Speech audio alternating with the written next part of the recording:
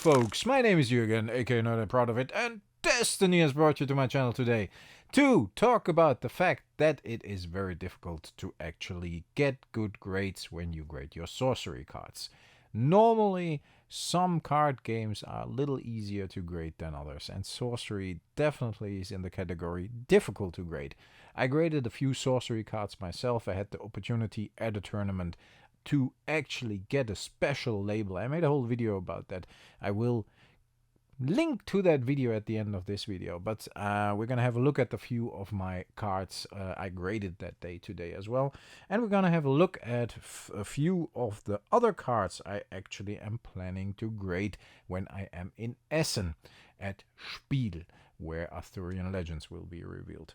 And of course, I will try to get like an Arthurian Legends promo. I can get graded there because you get that label mentioning Essen World Premiere or whatever. I don't know. I haven't seen it yet. And I want that, but I also got a few other cards I want to grade there as a memento of the event. Same with the tournament. I will link to the video with the complete set of graded cards. I didn't have a lot. I just graded my unique foils, nothing else. One or two promos, and my curio, which you see here, and the promo you see here indeed. But for the rest, only unique foils, and I want to more or less keep it that way. Just really the unique foil stuff, and maybe some other cards that are a bit special to me. Why is it so difficult to get good grades with sorcery cards? I get that question a lot, to be honest, and I think it's simply because of the fact that quality control in production is maybe not perfect. And I don't say it's bad, don't get me wrong. Cards, some of them are amazing, especially the foils. I think they look fantastic. But some of the cards are right out of the pack. They already have like rough edges, maybe a little bit of a dented corner, maybe a little scratch on the back. Just right out of the pack when they come from the factory. They already do have that. And you have to look very well for sorcery cards that are more or less perfect, or mint, as we call it, of course, in the trading card game world. And I recognized that when I saw people grading at that tournament we have been to. And just so you can get an idea, let's take the Philosopher's Stone, because everybody wants to see the foil Philosopher's Stone, right? I'm not quite sure. I hope you can see it well. I probably will just stand up and have a look into the camera and cut to the camera. Yes, that's better. I mean, you get the foil Philosopher's Stone here. You get an excellent grade of full 9.5 and actually 110 here for the surface. So that's almost a perfect Philosopher's Stone foil. And I'm very, very happy with that one. I hope you can still hear me well, because the microphone is a bit further away now. But otherwise, I will actually bump up the audio. And if you look at the back, the full art, of course, looks fantastic. And just to show you here, we got the Ask and Rask Chapter 1 label here. And we're going to get that for Essen as well. And we're going to get that for Ask and Rask Chapter 2, obviously. But what I saw is when I graded those cards, and a lot of other people graded cards, that it's actually quite difficult to get above a 9 with sorcery. And I got a few, and I'm very happy with those. So, and I treat my cards super carefully. I normally open them up, put them in a penny sleeve, then put them in a top loader here, and I will talk about that in a second as well. But still, some of the cards, just even if you handle them well, are coming like more or less, you see it here, like a 7.5 on the surface of the Bone Rebel here. I don't know what happened to it, but yeah, it is what it is. So I got an example of an 8.5 with a subgrade of 7.5. I handled my curio super carefully, and still the highest grade it got was a 9 and an 8.5 here. Still very happy with a curio with 9, and it's preserved. And then we're moving up to a 9.5, like I just showed you, the foil Philosopher's Stone, almost perfect. And I even got a 10, which is really fucking amazing. I'm really happy with that Pathfinder. It, first of all, looks fantastic. I love the art, but it's almost a perfect 10, as you can see here. The surface could have been a little notch better somewhere, and then it might have been a pristine 10. That would have been something. I'm definitely wanting one of those pristine 10s one day. That's a kind of a personal goal. But that is how the sorcery cards I have more or less are graded, somewhere between an 8 and a 10. And I see more in the range of 8.5 and 9 than in the range of 9.5 and 10. Still, I think there are some out there, and that's pretty amazing. So when I consider, gonna sit down again. When I consider what to grade, the first case I opened, I had a couple of unique foils. I graded those and I saw what came of it, and I was quite lucky. But again, I handle my cards very carefully, always do. And the second case I opened, I only had 3 unique foils. And these are the 3 unique foils here. As you can see, packed with the Devil, Orb of Bile Berith, and Mother Nature, of course, which is a piece of art I really, really like, are the only unique foils I got in that case. And I'm pretty sure all of them are in very, very good condition. I opened them with gloves. You got it on camera as well.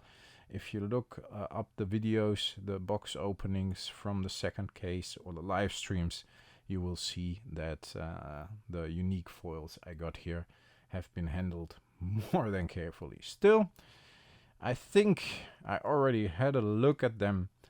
I think they can come into this range. Maybe even like the Pact with the Devil looks really, really good. So I'm curious about that one. But I'm not good in judging grading, so let's see what comes of it. And as I only have these 3 unique foils left, and I don't want to buy any unique foils to grade them, I had a look at my elite foils, and I found this beautiful mix aqua foil here, elite, and that one looks pretty minty. So is this sitting well? Yes, it is. You always have to make sure the head is sitting well. I'm expecting a lot from this one. We'll see.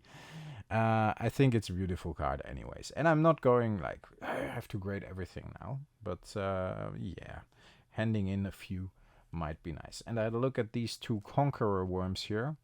And why did I have a look at these? First of all, I think the artwork is amazing. I really like it. And second of all, those are both really, really clean as well.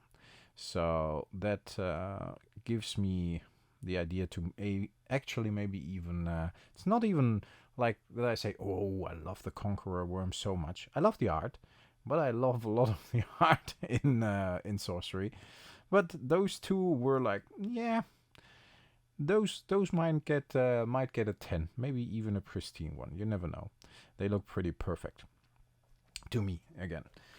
So if you want to grade your sorcery cards, I think first of all you should have a look at what you want to grade. If you want to grade everything, yeah, go for it. But I personally would go for the foils, because the foils normally are even in better condition than the regular cards, the non-foil cards.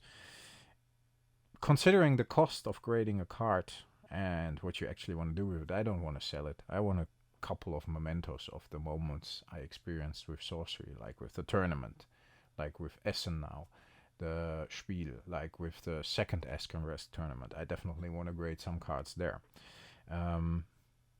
Mark February in your calendars somewhere. We still have to announce it.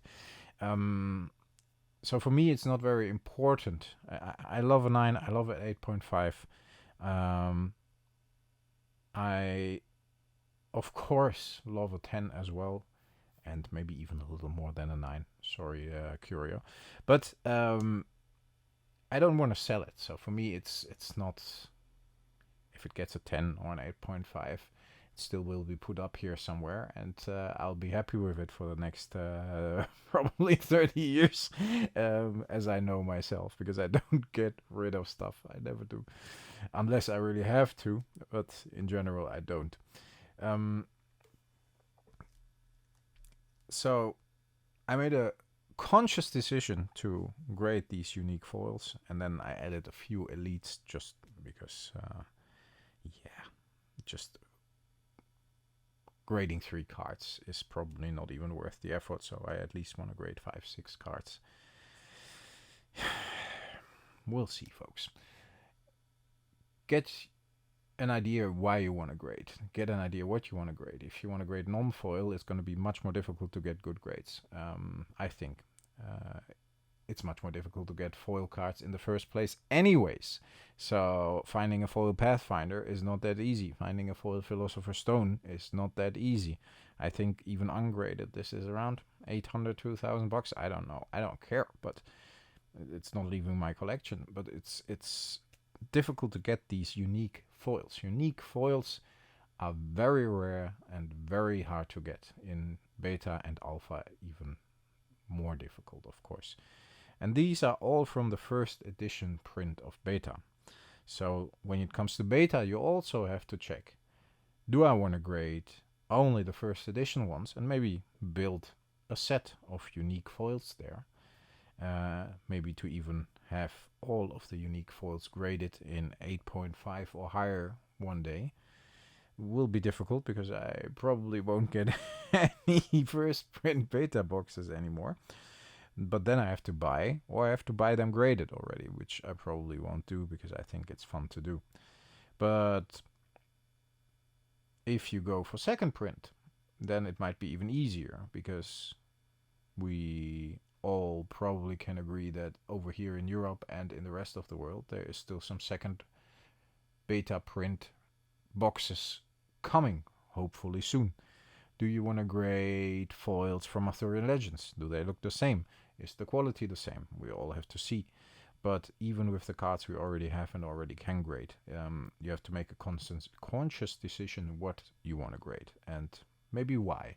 Maybe you want to grade all your elites for like mass grading, like 20 bucks a piece, and then sell them for 40 bucks more. So you make a plus of 20 bucks for each card, if you get good grades. If you don't, might be difficult. So yeah, in the end, it's difficult to grade sorcery, but it's even more rewarding when you get a grade like this. So yeah, the grading process for me has been a little bit of like opening a booster pack, like seeing what you get. When I opened the box with, I can show you the PCG box with all the slabs in it, and I opened it, and I had a look at every slab, every graded card, and it was like, oh, what do I get now? Oh, an 8, oh, a 9, oh, 9.5 Philosopher's Stone. I was really like, woohoo, this is awesome. So that was a bit of an exciting moment in itself, which makes me want to grade more cards, despite me not being a big grader. But I think I'm going to just keep it to a few sorcery cards, and I'm going to enjoy this. Maybe it's going to be another part of the hobby that gets out of hand, but we'll see. Folks, end of the video. Around probably 10 to 15 minutes. If you are still here, then thanks a lot for watching. Thanks a lot for listening. I hope you enjoyed the video. I hope I'll see you soon. I have some things planned for the third channel anniversary. I hope you join me for that very soon, probably within a couple of days. And in the meanwhile, I hope you stay healthy, I hope you stay frosty, and I talk to you next time. Thanks a lot. Bye bye.